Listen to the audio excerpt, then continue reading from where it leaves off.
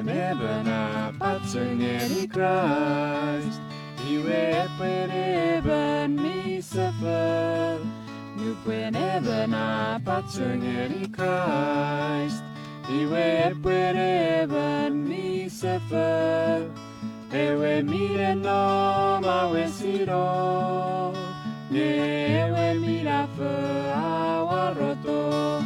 Ewe mire no mawe siro, ewe mira fe awaroto. Nupeneva na patsungeri Christ, iwe pereva mi suffer.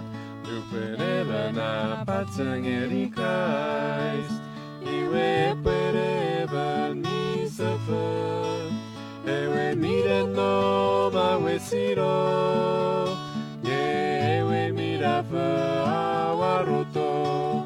Ewe mire no mawe siro, ewe mira fe awaroto.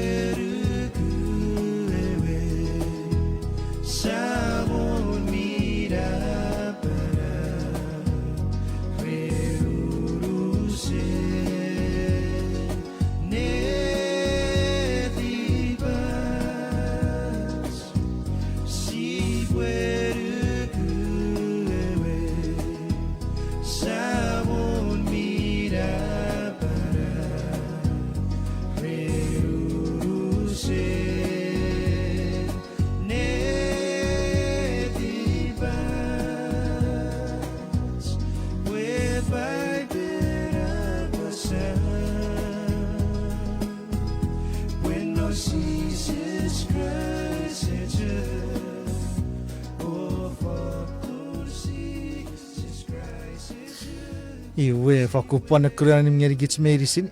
Kiri sau tapur ngeri god pusi apa togeri tipefira sefen nor par edition ren Paipel Apasa live. Kiri sau wari di god reri faso siapa togeri tipefira. Tietias no race studio iwe ucewe host race program Paipel Apasa brother Alex Raboni no kuriara ni ngoruk pipi. Ewer no kuriara ni ngoruk. Meta ifau subu kerei. Wesen becak. Ngai wamero sesari era ke karaka mau era. Wese lagi cek ke kunu tu kakan. Becak. Beta sipwe ngeba kirisok bare digot. Amen. Apu mare digot. All right, iwe ya cho program kitsmi ka pare tiwa kapasis seria rabas. Ike apu ka kusering eriaci program ngebi warap kapasis na Paipel. Iwe meyorru arerap ko potogeri ngeri kisap karak kapasis. Nambai ike apu rer ke fitigits waraci Facebook live. Iwe enmi toru ko pot type peti wamna kapasis war acara Facebook live video non erareria comment. Oruan enmi toru ko pot keker kits wan no phone number oru fisuwe oru waru tiu zero. Oru fisuwe oru waru tiu zero. Idara no tira number kategori ko ka keri kitwan reram kapasis non Paipel.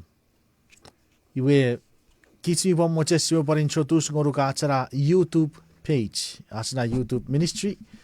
Metats me risit kerong aturat Live-018 Facebook page. Iwe ira kitsmi por upload tiri war acara YouTube page itan pipi soring radio war YouTube. Mayor link. Ira era link kirso jabur. Era link ira na war acara Facebook page. Home page. Ike apu ke wo check ko fit ifa nagras na YouTube page. Kategori gutara link war na Facebook page. Click it to kategori nagari. Ike apu en mira fogeri siaka patti gorap ko bon. Atirigi ke pas subscribe ngeri pas like news kara video pwari buen mi ka pas support tiri ache ministry ige apure mi ba me figa pari blessing or we because so je sipore sugi ache fan so ready ate saju Sabatskot mira barap no next ya kiriso wari du kreram tong mom words kiriso japur ngoruk for another time of Paipera Apasa Life with Brother Alex. Kosobochen mairai ko tu potigaro ko popisi pasuki eki meretipem pan sugi eki meretipem tie ami tie fagar war asa brand ika war Facebook live yar jakra tuni seria. Kosobochen mairai ko poe effegiet tu e procrabwe e fegiet ga blessing yeri even meverem. God ai watigor marabare wagun mi fer ko bakkan no buri firem pun en ko po wisere mwen ko po wisen nigro ko po tekiade ngesabwem. Kosobochen main ko poe epeti gem serie wachon efitiar ke tuburu gem serie wachon efitiar. Ye yats tigor. Me atiotic noridensises of usarats tibis. Amen. Amen. Iwe ikere sipwe kapasen ebetats pugun firate. Ike firate.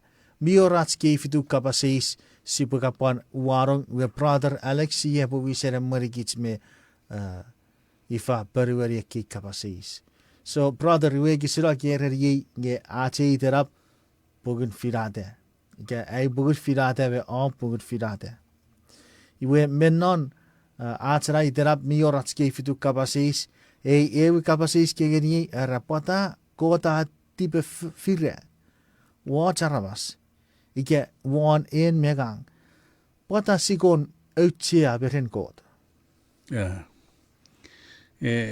Effat ngeri kitspun memueratsi på filata. Iwe kot me wasosen firigita. Firigita iwe fira watch. Iwe Pwata igon fira. Iwe mei eujok periwera kabasis. Sipwe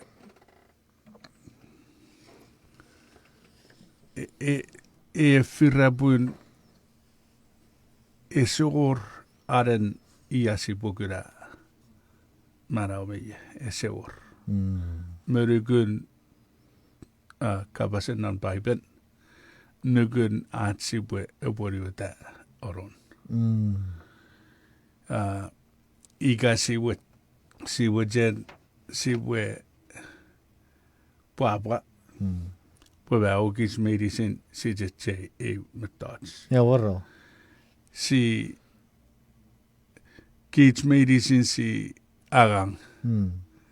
Si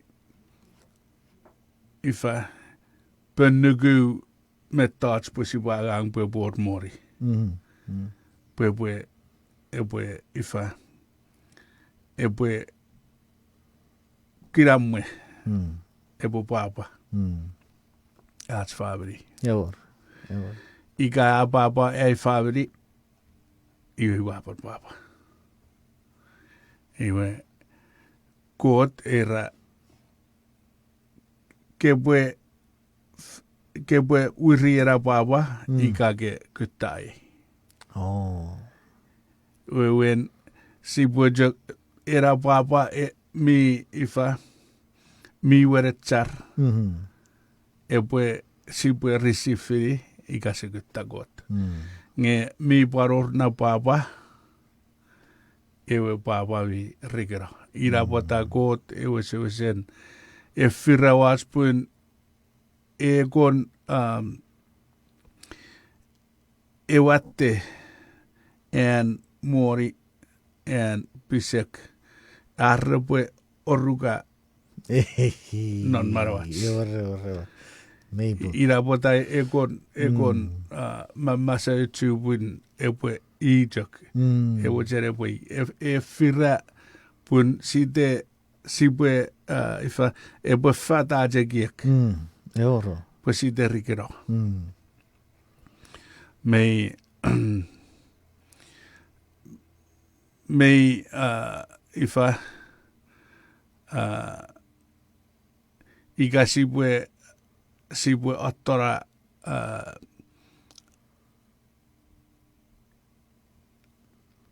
evangelio. Irawitan. Meto. The gospel. Ewer. Iwe Jesus ejak kukutakich. Ebenugu eseor ifa eseor egegin anmojen. Eseor egegin föyötsen. Ejak kutabet sipwe Barre sipwe Föyötsyt. ira. Nub si ewe fan son eu budi ware fyrir fan. Mer därför Dorian Förian mission. Iwage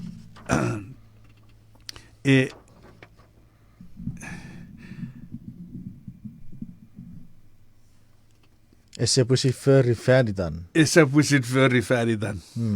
Pure pusit förri färdig förri färdidat.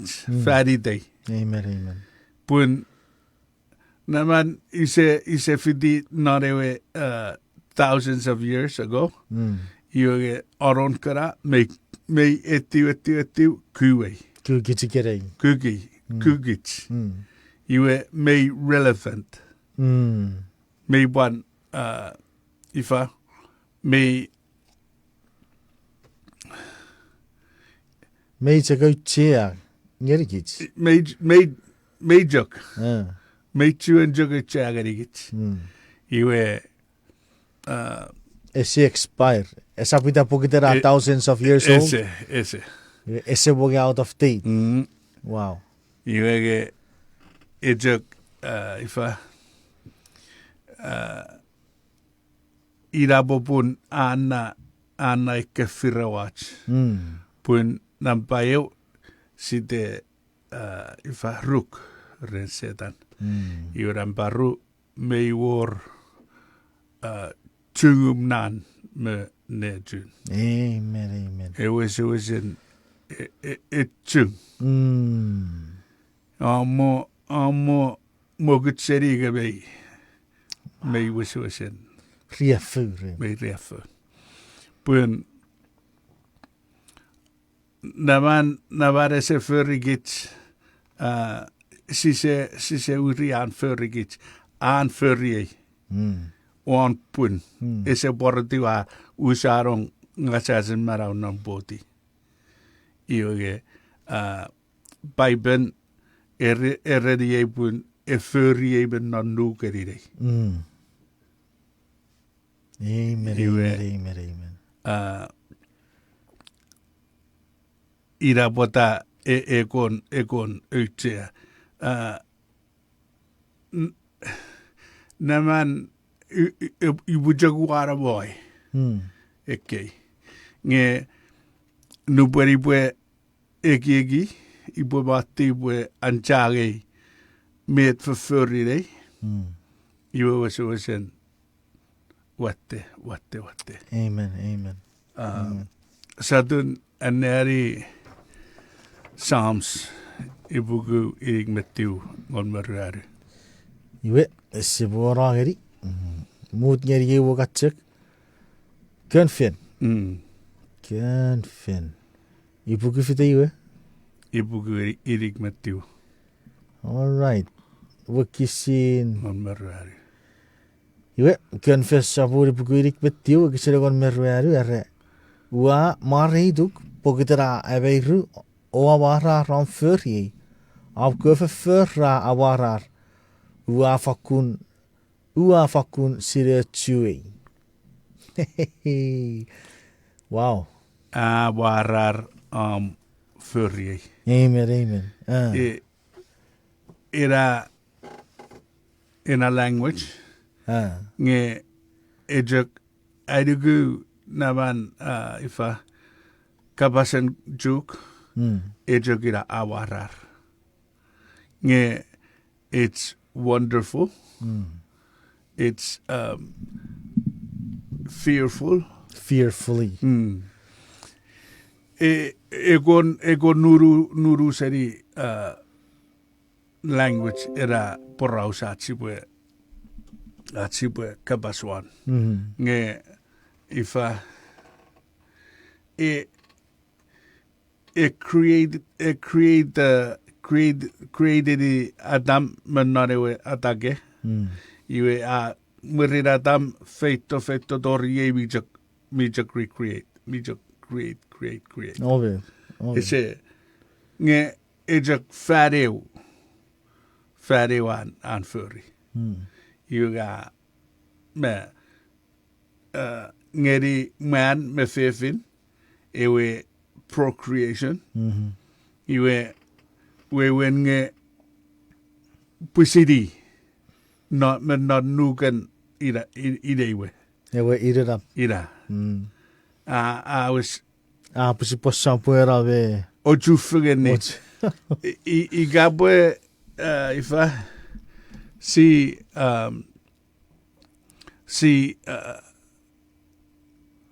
kadorfits förförun med rensains.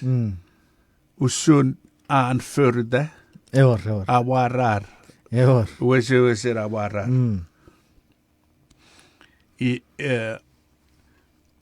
Idisi igera ye a 50 million cells. Eor.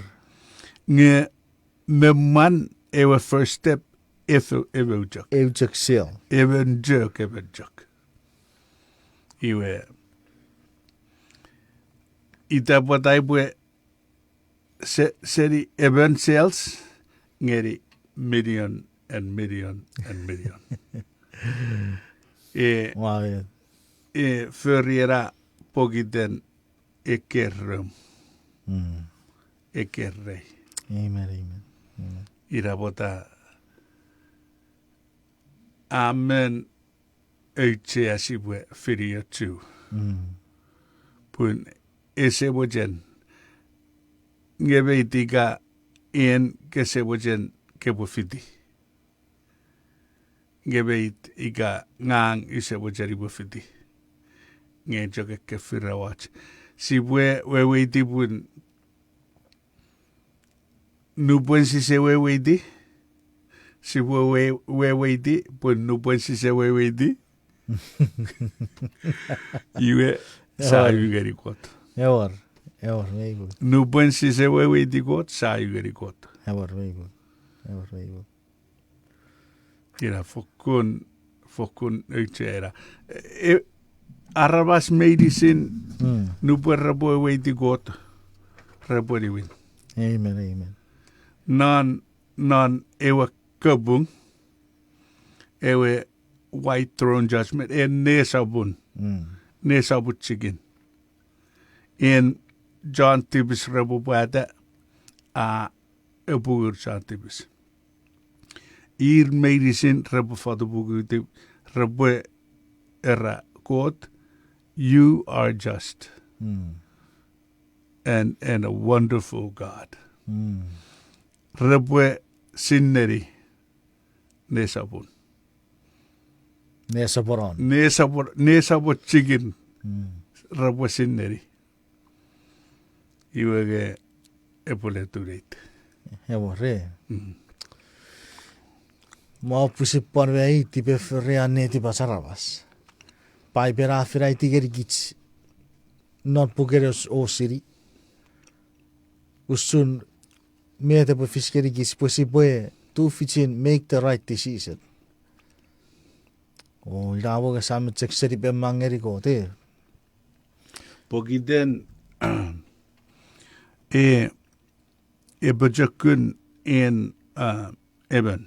Yeah. I keep going off like this. I keep coming back to this. He worked extra hard. And bobun beban eban ko definitivich war asaben netibo. Ngei esefinitivich Kikiraro jogu toro. Maranga. Ira bota John Ora. Pure kikiri we tirong itai iwen puise bujen iwa afen bujen ira an tactic na wen ko te fiti poketen mingeri ke cho pokur firade ira igese bo sugi asaben neti bats nge se tari ese bon etse faku destroy ni giche ira tikira chego asa Mari digot kiriso busia bar fata sadune ane aribo parata irigat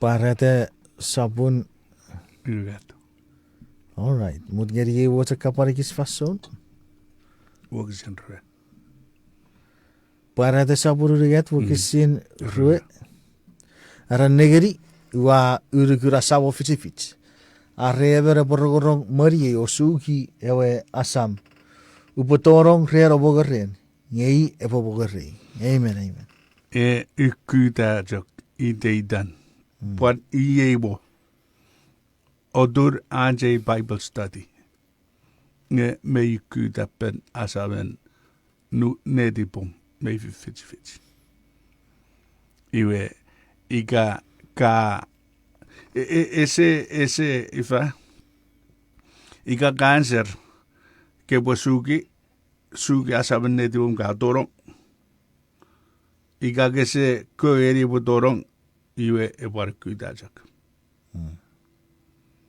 iwe ibo keri bo e bodorong nan asaben nedipay amen iwe ifawe sabun rue wekisi rue ara yebi parageri bin yang upobut ngeri be wogisin rue wekisi rue negeri wa urugun asam ofisifit arreber borogorong mari arreben e borogorong pun gives medicine me war jan kuisering nge nabageri gives is kuisering sijak furry bet furry as si se yo kuisering very good yes iwe era arre even errorong mari iwe sa no sa furrien tibatsinge ira aiwe meren god nge iefen kokorigis ngare kuisering mari Receive Wabit achebigeri ot paraus ebe chara fara barere ike wa kapasi sere o aferia viagang we awai tagri puran kota gang ira iwa giche ka wa kapasi sere nge ire to roger ko tere de gevi bo ferriera ira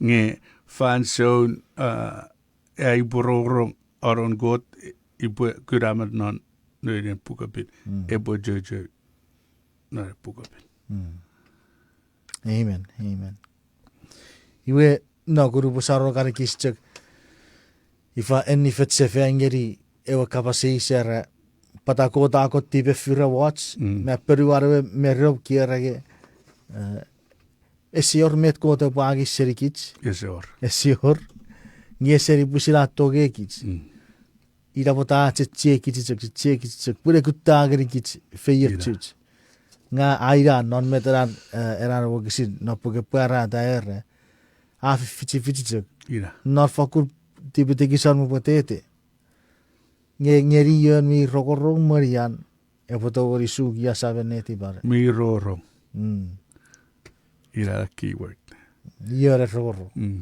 wow all right iwe met sato gori pon nagri oru kapasis sadri iwe kapasis nambaru era Pwata Joshua e Apasa pwe obo Finata yen obo pingeri ike yen obo angeri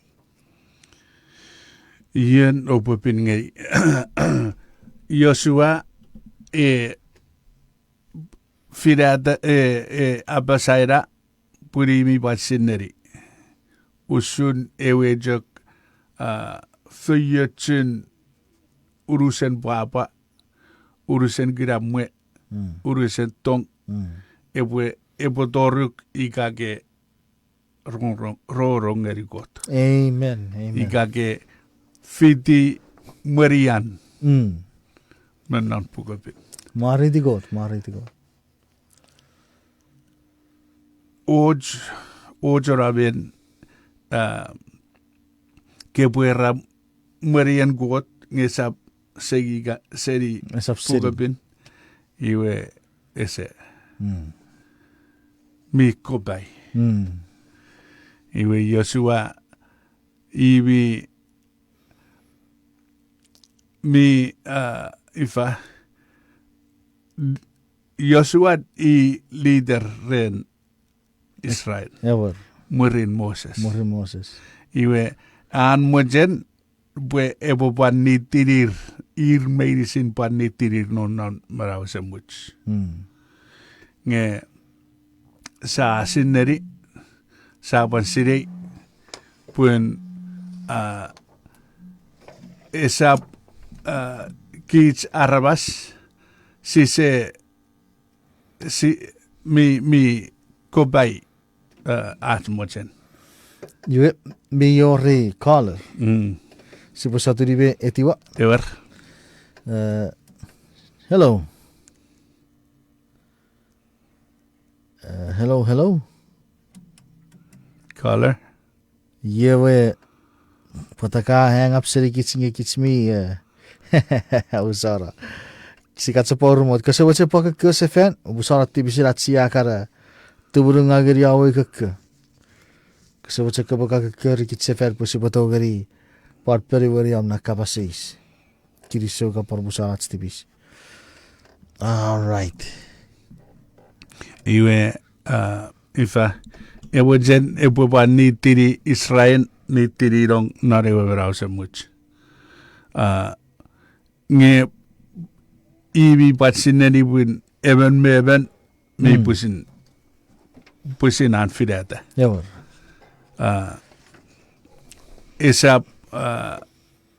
Esa pogiden i John ifa chararu wich iwe repore pan Automatic. ira we nge ifa ngang 7 days Adventist iwe John 7-day Adventist irre rapun ifa are nabaram mi werechar iwe pokiten ngang ifa ngang 7-day Adventist esa buen ngang mi werechar ngang mi tori surigrik ko baifetan iwe irapota Joshua ewojen pue irmeirisi aramas repue pusin firigot se epue seri retiper seri non maraver Iwe mawit pui warna negeri ge arapakan ucu kura-kura sipure patoron rats break. ever Iwe sipure uri ti sefen erar kapasis Pwata Joshua pasapwe sipue Finata yen sipue bin ngeri ike agang ngeri nge sipue niwi sefen murin ate ekis mocho break. Sipapa tifagan ida sipapa niwi sefen murin break.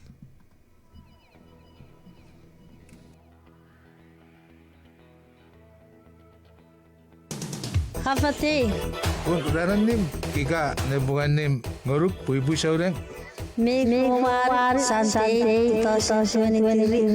puipu saureng radio eboe FCC and fundraising Ibao Beach amphitheater kurok urigat ngeri oru ne Korea.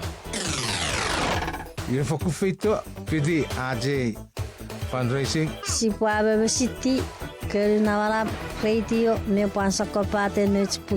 Ferite kinter me mwen me fefe. Sipwe awaraboga may free. Mawit may free. Pan uruwach korik. Iwe negeri pan korik. Wasep sen. Korik mawit patapat. Ay, iwe may pan or drawing ika utut kadogeri winneri it's a famous gift certificate ika fere no mirafun radio. Oh, mawit no sisere radio. Wasesena. Merifa, wasesem mirafa. Ritsika per radio ete. Feito en me family. Ika na friends, ika we were a friend. Que puede support Pwungun en radio fundraising. Me romaru Sunday. 2000 reverigat. Neri Ibao Beach, Norewe amphitheater. Kurok urigat ngeri kurok koru nekurion. Kekerigit yenampa oru fisue oru aru tiu siro. Oru fisue oru aru tiu siro. Sipapan cu kirisacabu.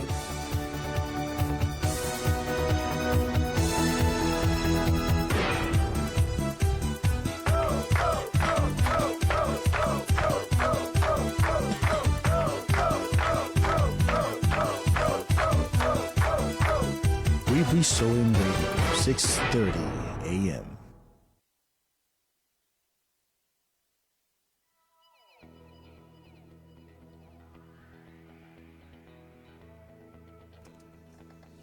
Iwe kirisu chapur giri got pusi aban the first event. Testing. Oh, all right. I'm sorry.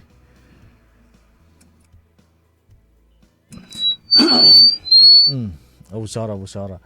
Kirisu pusi aban tu fitin.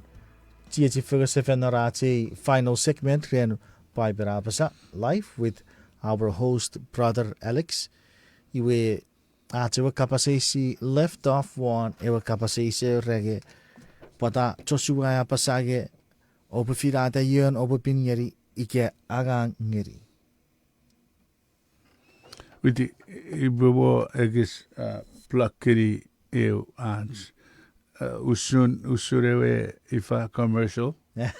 Okay. Usurewe commercial. Ever. Me tabwe fish nare sante nare radifen. Okay, non mei rua waru. Mei book non mei rua waru. Kurakuru get kurakoru epo fish at Pwungun radio arts fundraising. Oh, that's fundraising. Iwe epo free food. Free drink. Korik water. A game. Game your and separate activity. Oh. Children's activity. Iwe red kids adult you see if I were your music. Kerchuk may borrow her video sipwe furry epo awe if I sume and go da no Pwungun radio. Oh. We have a borrow atawa radio one me take you a book. May sakopada ka radio sewa display ri por potogori be por cover. Iwa. Bun kebodoweri ifa kebodoweri kusering eri radio. Ira. Iwe niwiriti ifa Joshua pata iwa ifa. Pata Apasage opo Finata yorbo pinini. Pun Joshua iwi sinari pun ifa marau semuch. Esa pan family. Amen. Sa pun ngang mason family bude pan bajorong na. Epo pusi dai Finata ngang me got. Iwe pan ien ikain nei iwe paren me got. Puriwe iwe got. When ewe sipwe to etoren ifa our not family prayer, but it's ultimately you and God. Personal decision. Personal. Wayo. Personal. We kira ke ikake we utamon mesen kot. Iwe fabri. Resa parkura kopuk relativist. Ida. Ik ook het er even verret. Ik heb puro even verret. Ik heb neven verret. Esa pop ida popung pueri para você muito. Puro ser pusin nefi. Pusin God. nefiro. Firiei. Firium. Sadride sadri isigien ewan manu sipwe pira sifen pan fasiroan ifa tipis ren ren äremen meven tipis nge met ibu pan kiri mön äremen ikai pupu sidai Ezekiel 18 fite. rue 20. Iwe kapal mut ngeri icek. Ewa rabas mitibis icek apoe mero. Ner ewa sam esap agiri burida sabat tibis. Ngewa sab esap paragiri burid en ner tibis. Iwe wa char pung apo agiri buridan pung. Ngewa rabas engai apo agiri buridan verferinga. ira Amen. ira Amen. wen ikai ibu kuta ibu kabung iwe iran ngagi jak mekot ibu jak bugu ngang akaraman on ayore esapan naikiwe resepon bacharo ira bota nubuen nei bupan Finata got iwe usen mesei ngang Amen. mi war ifa even nekan at ese chuen baba iti fan ese chuen baba iti wogutukun kot iwe wesen ifa metek ngang iwe ira aron Paipel na en sam en now pusin fetan warar ira bota Joshua ibi parriga knaisirira sadrire ritiri Acts 5:29 För sabon niveau. Wokisin revetiu ira kapal mut ngeri wocek. Reiwe Petrus mekewe ekot sekura ra perweri. Ai pocek ane aso jiskot nap seriaba ne aso jisi arabas. Amen. Mareti god. Katon pun Petrus era irrepuan asojisi got. Ieu betekwe ifa ekwe farsi reradi. Ngere pesegri repuan ne aso jisi geri arabas ga arkabas. Repuefen an asojisi ngeri arabas. Rasap an asojisi ngeri got. Ngesises epan pusin ererir nunkewe wan por. Non ifa matu rewaru rue erapue obwe osugunar rapue ifa Ane aso jis. ngeri bet kewe meirisin Wan met kewe meirisin ir meirisin ewor. esabu jogeu esabu jogeru ir meirisin Meirisin. meti wanduk ngeri kewe Norai wa kusringeri ache prokrabi. O cheki ka toro nori ki seri bete sigar kapaswa. Mamarawe beki abasage esabuta pokiter ka joineri o Seventh Adventist Church. Iwe te abra guarantee ngeka airi bara wasemus. Eseri firi ka wa sapu ere Adventist ikabet nge sise kura bara wasemus pokiten muichefen. Still no per sia toro no muichefen. Beitsa koro choice reach ike sipwe sigsekiro ike sipwe chak feten wore wen war Christ. Iwe noraiwa Ekkuseringeri bede elwakisin Joshua Apasa, choose you this day whom you will serve. Iwe wakapusin rawi iwe kids bi batori era. Nge sappo kiter kaber wan parun. Ike kaber fidarisi. Ike so peteak ike so goa. Sappo kiter bera wisiri kyo wis. Iwe gite sa raga guarantee. Nge iraro na tikit mero ne. Sapira. We nge pue daily ifa Finata. I deed ran. Paulus Finata I deed ran. En mero. I died daily. Mero. Amen. Nge ifa Ephesus ruwaru. Ephesus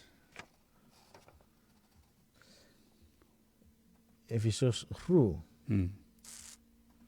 Ru waru. Aparu. Oh, Waru waru. vertiu. Ngeri ye wotsa kapare kis fason. Wakisir waru era punrian kot we bats. O wa kura barau ren abirkuruk. Nge e barau o wa eri sap efisiebi puen kot ni fangeri kebi.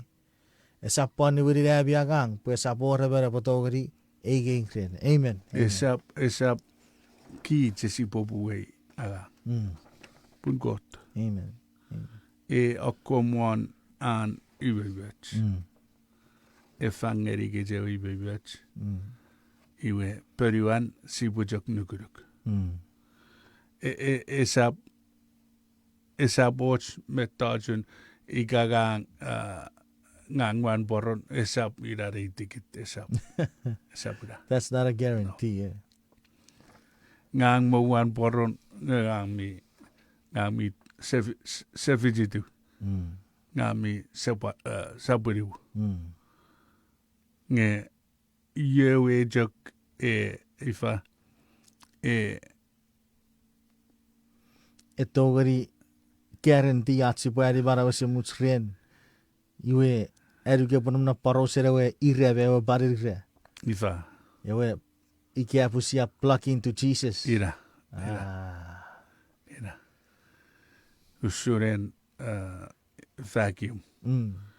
Iwa vacuum ike I kirera ikan nge to awe plug. I've two. Itu iwa anda sevan nge. It's a chiwet vacuum. Maroro. Iwa unplug. Amen. Plug into Jesus, yeah. Ira. For fot not away poburi ren wine.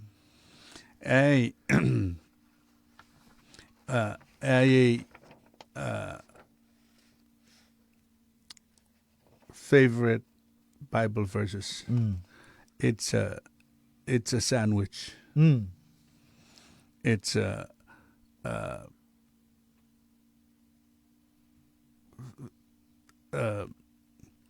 John 15:5. John 15:5. Iwe Philippians 4:13. Iwe mutgeri ye wotsek borageri John 15:5.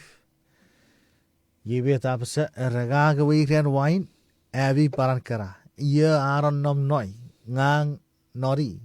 Epwe wari wabi chamong pun merigi o saptogeri förrets metats. Idara clincher. Pun merigi o saptogeri förrets metats. Pun merigi o saptogeri förrets metats. Iwe Philippians 4:13. 13. Eraveri siraki geri ren Christ ewabi otufiti. Amen. Medicine hangi geri Amen. ren Christ. Amen. Ewabi otufiti. Iwe 15:5 era I guys metats merigi. Ese or. Se togeri. Iwe ifa I wata pun ren era ifa era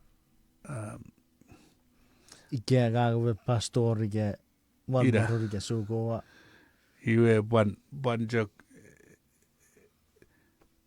gits me tori lusri. ira. Daily the ran surrender. Clinging to Jesus every day. Amen. Amen. Amen. I do get preferred the church day papa say. E boy the ran se boche pache resistance. Nge pwata sipwe e pui fausun at sipwe cheberi pui sipwe pacheriti Jesus. That's a good question. E pui fausun at sipwe cheberi.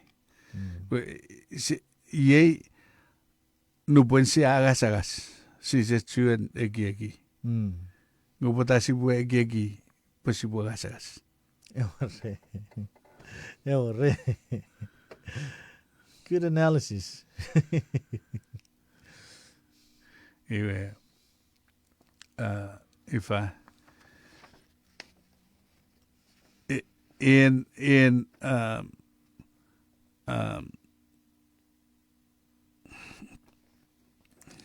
Ide awa raga pota si butche vira si baga saga nga chevegeri e story bibi. Mi ora vera ikason. I viga sari broreset. Iwege e wachere posaturi bewe maruo iwara reset. Tirowa iwga serri ye. Raga maruo wes. E wese ye first time ara posaturi ara boreset gebi maruo. Iwe atu tinoro set. Tu e iwe ra cheberi. Oh, magang mi tu ta seferi ke. Ra airu ke pure muchai kasagas. Iwa apicika ta betute. Ye sikatchega rei iya.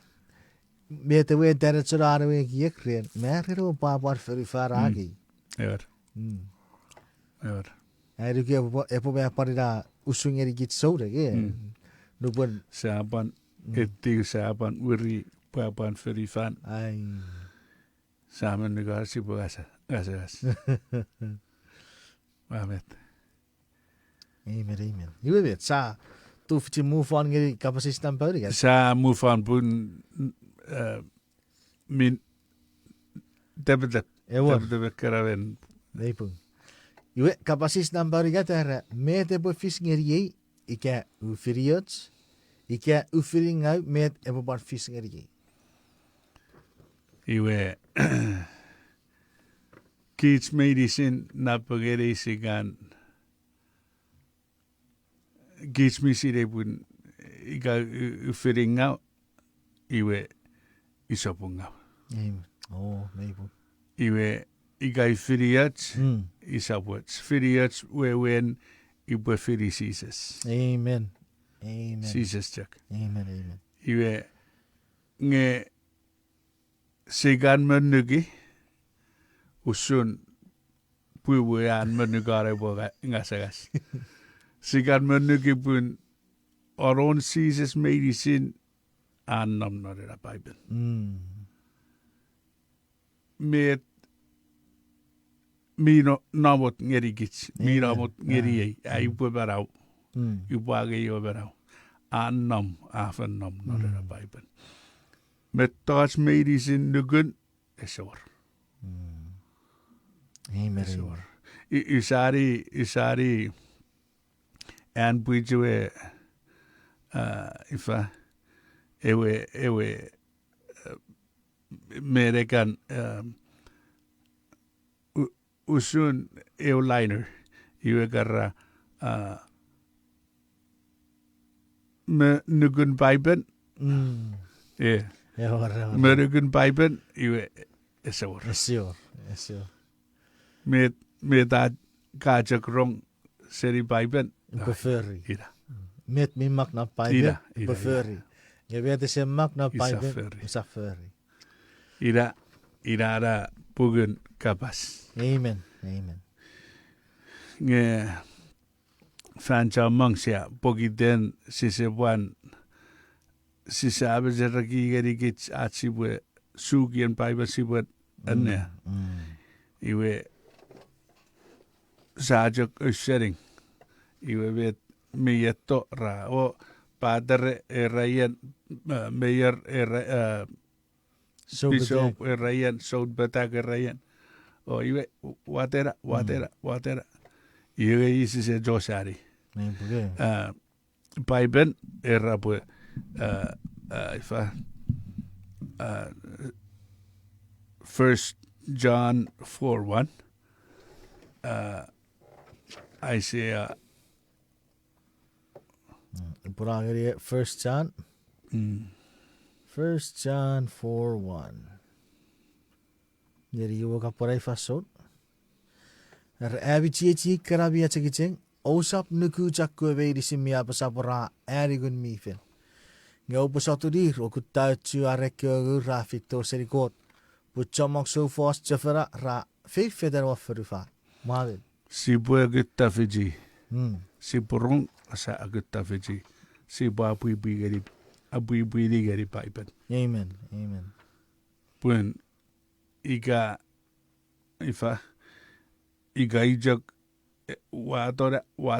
watoyen iwe sise firiot. Maypun. Sise firi met Paipel era. Maybu kasabut ngai bukari muarka pare kischek. Wasabut ngai para ragi ye vet sio supak re chachu krirats erri. Pun medjek siarong ike ebenara pasa.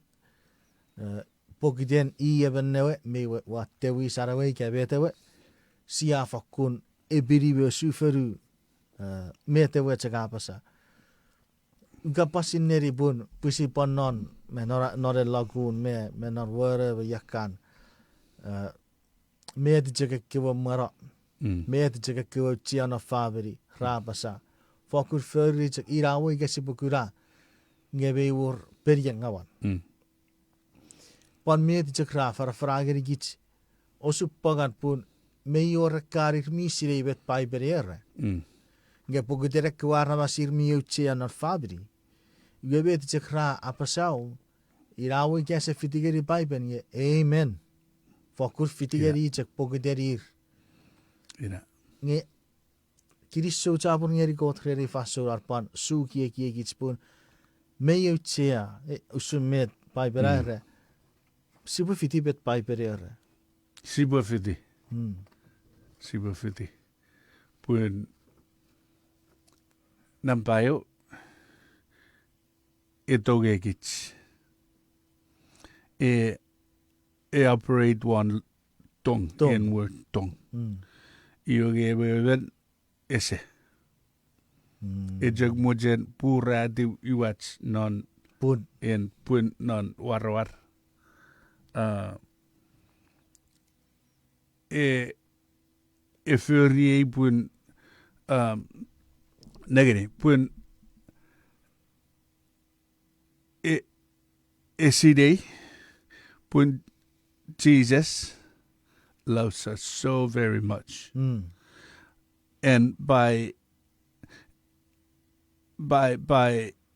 hurting us, by killing us, he will have hurt Jesus. maver Irajagan na Mavet. agenda. Ese or ratong gruk. Ese or. Nge pogiden ebo jonjoke pue abeteki netipan. Amen. Iwe eriku ka kafreri kapasis namparigat nge meyoren nambarueru. Kapasis nambarueru Peter me Paulus me chier kyo soren patara firisises. Was saying I'm interested to learn the answer for this question. Ewer ma Pwata Joshua. Peter me ir erapun. Ka ereri geberapun. Ida ibueraya. Ibueraya. Paulus esaron on aren Damascus. Ebuen ni Jesus. Iwega morogukun. Amen. An furifan. Amen. Iwe effigera ajun fijero a araman ngeri Jesus. Amen. Amen. Nestati ngeri Jesus. Amen. Amen. Iwe ita potasi resafiri. Ngewa re wesen sineri. Aron Peter, First Peter. Ewe Peter. Not first, Second Peter, first. 2 Peter. 2 Peter chapter 1, verse 16, Egon moro. I believe. Nagur ere. Ay sa orang-orang warekyo parau sa rabas ra efisate.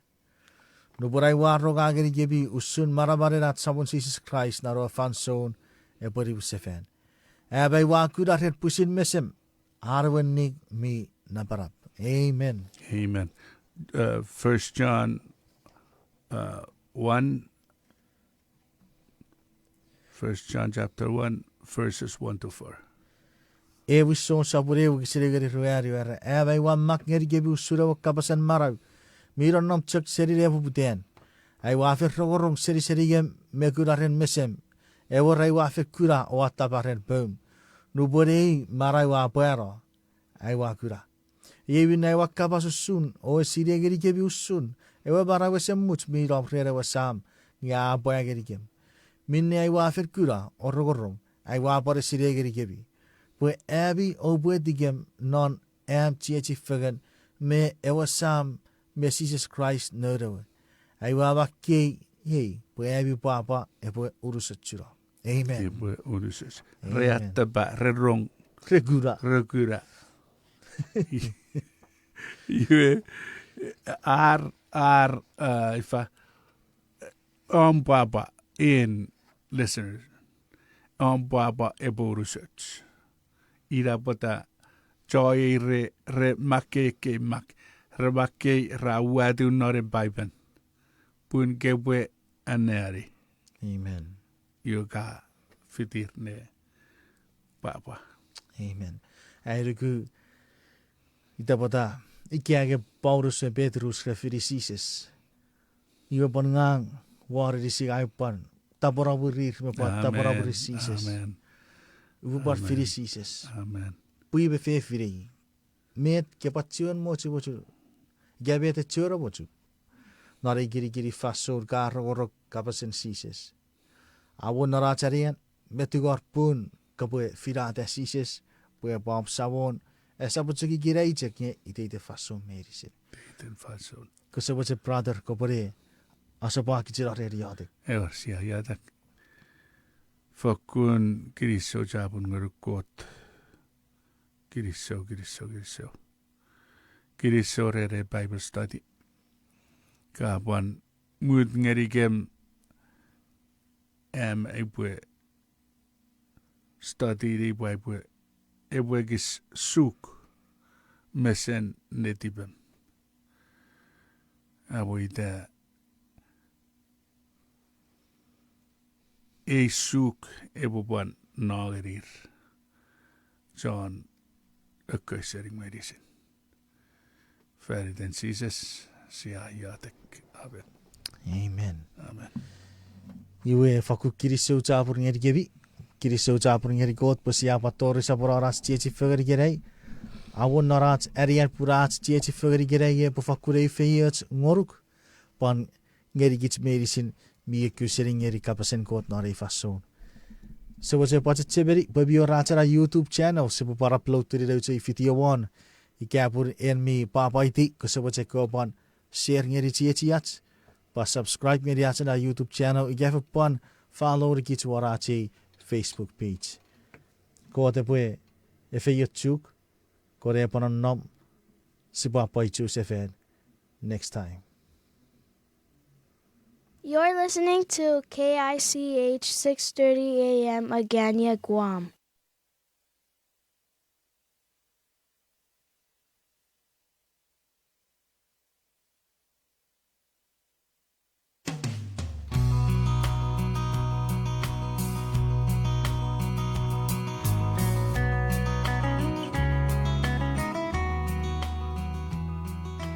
Mati sapurruaru wekisirruaru. Sises aperuari. Amak narko tarpobipin.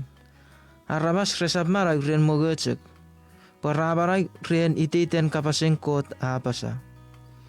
Afakun uitsi sipwe nugubet miwesewesen magnot Paipel.